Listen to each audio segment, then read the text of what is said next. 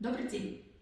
Меня зовут Козлова Наталья Сергеевна. И я, як і усі наставники, открываю для детей свет цудаў беларускай мовы і літаратуры. Працую я ў Кладзішчанскай сярэдняй школе з 2011 года. За час працы настаўнікам я вызначыла для сябе, што неабходна натхняць вучняў максімальна быць самімі сабой, падбадзёрваць кожнага, каб ён ганарыўся сваімі дасягненнямі, стварыць умовы для выбару кожным вучнем свайго ўласнага адукацыйнага маршруту, пераканаць вучня ў тым, што ён скарбонка магчымасцяў, прымусіць яго паверыць у сябе, у свае сілы, даць магчымасць атрымліваць задавальненне і радасць ад вынікаў сваёй працы.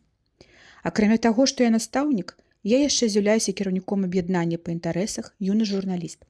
Тут вы спытаеце, а што можа быць блізкага паміж беларускай мовай, літаратурай і журналістыкай? Я адкажу, дзеці і іх цікавасць да ўсяго на свеце.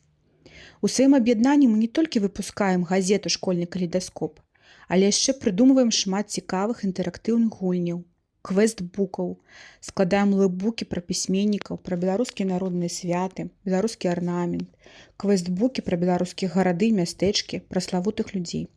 Вучні не проста падарожнічаюць па Беларусі віртуальна, а самі на уроках беларускай мовы і літаратуры складаюць экскурсіі, інтэрв'ю з пісьменнікамі, якія жываюць перад вачыма вучняў.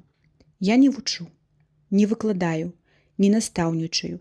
Я ўлюбляю вучняў беларускую мову. На роспач не маеш права, хаваеш слабасць і стому.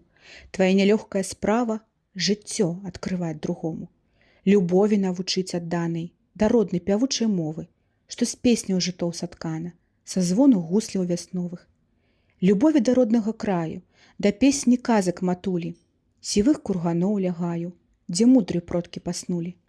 У працы не маеш права на роспач, на слабасць, на стому. Твая пачэсная справа жыццё адкрываць другому.